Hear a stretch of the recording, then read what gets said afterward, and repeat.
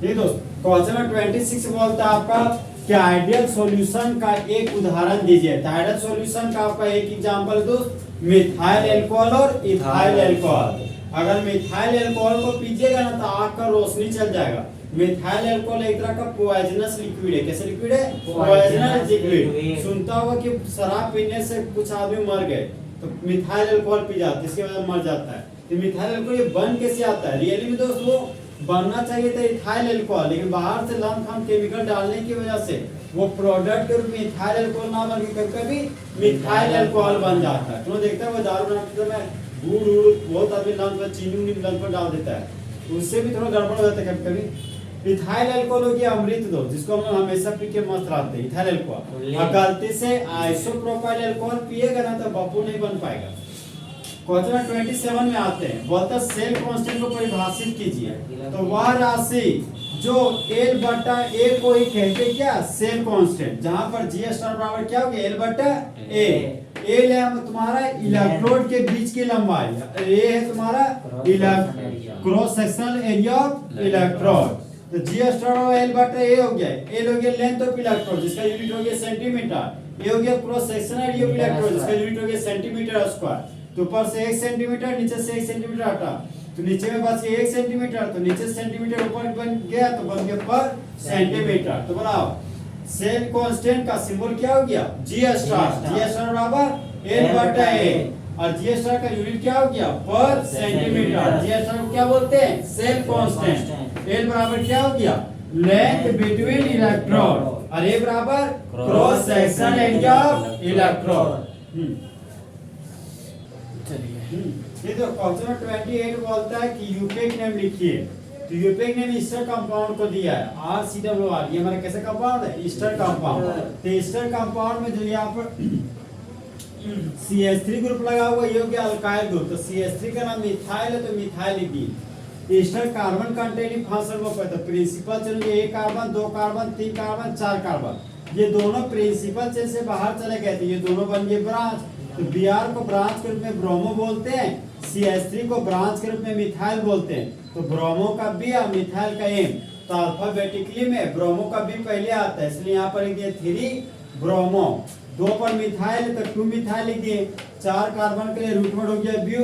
Carbon carbon के बीच single bond है तो प्राइमरी सफिक्स के रूप में लिख दिए N और ईस्टर के नाम के अंत में लिख दिए OA। तो क्वेश्चन नंबर 28 का यूपेक नेम हो गया मिथाइल 3 ब्रोमो 2 मिथाइल ब्यूटानोएट। देखो क्वेश्चन नंबर 29 आपको बोलता है कि वह एल्डिहाइड का नाम लिखिए जो नहीं भाग लेता है केनिजारो रिएक्शन में। तो केनिजारो रिएक्शन जो भाग नहीं लेता वो हमारा एसिटल्डिहाइड और एसीटोन है। केनिजारो रिएक्शन बोलता है अब्सेंस ऑफ अल्फा हाइड्रोजन होना चाहिए। तो फंक्शनल ग्रुप जुड़ा हुआ कार्बन अल्फा कार्बन, तो अल्फा कार्बन के पास रहने वाला हाइड्रोजन अल्फा हाइड्रोजन। तो जिसके पास अल्फा हाइड्रोजन होता है वो हमारा एल्डोल रिएक्शन शो करता है और जिसके पास अल्फा हाइड्रोजन नहीं होता वो मेरा केनिजारो रिएक्शन शो करता है। तो बोलता है कौन केनिजारो रिएक्शन नहीं है? तो वो हमारा क्या होगा? एसिटल्डिहाइड चाहे एसीटोन। तो 2 कार्बन के एल्डिहाइड को कॉमन नेम एसिटल्डिहाइड बोलते हैं। क्वेश्चन में 30 बोलते हैं तो रिएक्शन को पूरा कीजिए। जब 1 डिग्री अमाइन का रिएक्शन क्लोरोफॉर्म और पोटेशियम हाइड्रोक्साइड के साथ करते हैं तो मेन प्रोडक्ट के रूप में आइसोसाइनाइड बनता है और बाय प्रोडक्ट के रूप में पोटेशियम क्लोराइड और वाटर बनता है। तो होने वाला रिएक्शन कार्बाइल अमाइन रिएक्शन कहलाता है। इसी का दूसरा नाम आइसोसाइनाइड टेस्ट होता है।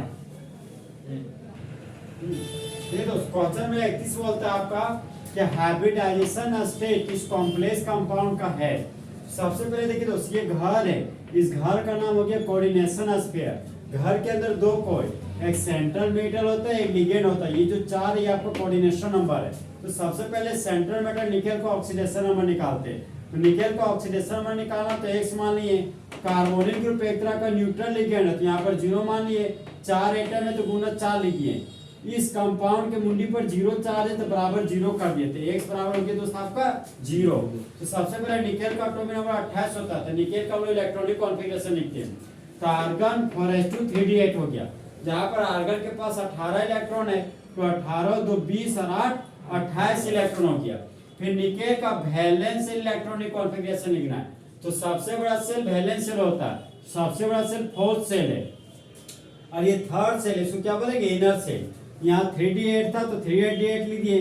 डी सबसे में 5 ऑर्बिटल होता है, तो 1 2 3 4 5 ऑर्बिटल, और 8 इलेक्ट्रॉन बढ़ना है तो हुंस रूल के अनुसार बढ़ेंगे, 1 2 3 4 5 6 7 8 इलेक्ट्रॉन।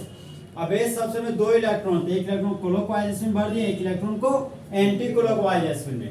अब देखिए यहाँ पे 4 तो मेरा स्ट्रॉन्ग लिगेंड है, अब स्ट्रॉन्ग लिगेंड आ रहा है, तो स्ट्रॉन्ग लिगेंड क्या करता है दोस्त, अनपेयर्ड इलेक्ट्रॉन को पेयर्ड इलेक्ट्रॉन के रूप में कन्वर्ट करता है।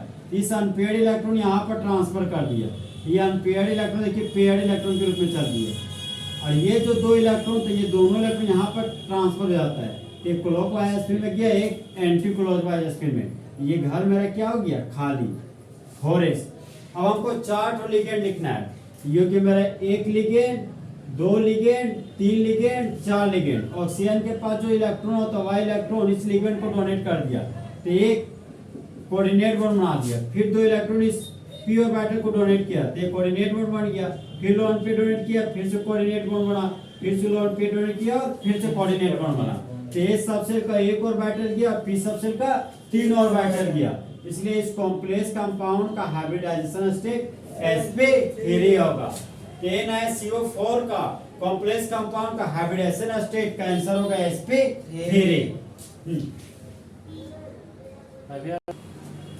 ठीक दोस्त, क्वेश्चन नंबर 32 बोलता है आपका कि लैक्टोज का प्रोडक्ट है कब, जब लैक्टोज का रिएक्शन वाटर के साथ करते हैं तब। तो जब कभी भी लैक्टोज का रिएक्शन वाटर के साथ करते हैं दोस्तों, बनने वाला प्रोडक्ट 2 होता है, पहला प्रोडक्ट आपका बीटा डी ग्लूकोज और दूसरा प्रोडक्ट है आपका beta D electrons. Question number 33 में आते दोस्त, बोलता है स्ट्रक्चरल फार्मूला लिखिए एन डाइथाइल ब्यूटेन 1 अमाइन का। यहाँ पर देखिए दोस्त, सबसे पहले हम रूट वर्ड को पढ़ गए, रूट वर्ड ब्यूट है, तो यहाँ पर 4 कार्बन दे दिए, एन का मतलब कार्बन कार्बन के भी सिंगल बॉन्ड, 1 नंबर पर अमाइन, देखिए यहाँ पे 1 नंबर पर अमाइन लगा दिए। अमाइन का फॉर्मूला होता है NH2, तो यहाँ पे NH2 था तो 2 हाइड्रोजन हटाए और NN डाइथाइल लगा दिए, N इथाइल N इथाइल, तो NN डाइथाइल हो गया। सबसे पहले ब्रांच का नाम लिखते हैं, NN डाइथाइल, 4 कार्बन के लिए रूट वर्ड ब्यूट, N के लिए सिंगल बॉन्ड और 1 पर अमाइन इसलिए 1 अमाइन लिखिए। इस कंपाउंड का यूपीएक नेम हो गया NN डाइथाइल ब्यूटेन 1 अमाइन। तो क्वेश्चन नंबर 34 बोलता है रिएक्शन को पूरा कीजिए। तो बोलो जब इथाइल क्लोराइड का रिएक्शन अल्कोहलिक एसिड के साथ करते हैं तो मेन प्रोडक्ट के रूप में इथाइल साइनाइड बनता है और बाय प्रोडक्ट के रूप में KCl बनता है, जहां पोटेशियम मेटल है, क्लोरीन नॉन मेटल है। तो पोटेशियम क्लोरीन को लेके भाग गया तो बन गया KCl। अब इथाइल ग्रुप में कौन जुड़ गया, साइनो ग्रुप, तो क्या बन गया, इथाइल साइनाइड। बोलो जब इथाइल क्लोराइड का रिएक्शन अल्कोहलिक सिल्वर साइनाइड के साथ करते हैं तो मेन प्रोडक्ट के रूप में इथाइल आइसोसाइनाइड बनता है और बाय प्रोडक्ट के रूप में सिल्वर क्लोराइड बनता है। सिल्वर मेटल है, क्लोरीन नॉन मेटल, तो सिल्वर क्लोरीन को लेके भागा तो सिल्वर क्लोराइड बना लिया। अब ये नाइट्रोजन इस कार्बन से जुड़कर क्या बना लिया, इथाइल आइसोसाइनाइड। तीसरा दोस्त फुल एचडी में 1 नंबर का सब्जेक्टिव क्वेश्चन खत्म।